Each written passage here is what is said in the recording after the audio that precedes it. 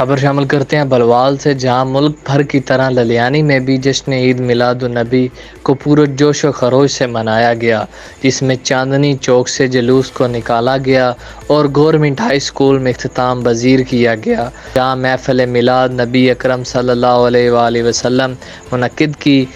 जिसमें मकामी उलमा इकराम ने अपने बयानात के साथ लोगों के दिलों में इश्क नबी को उजागर किया। इस महफ़िल के इख्तिताम पर कुछ रोज़ कबल होने वाले मुकाबला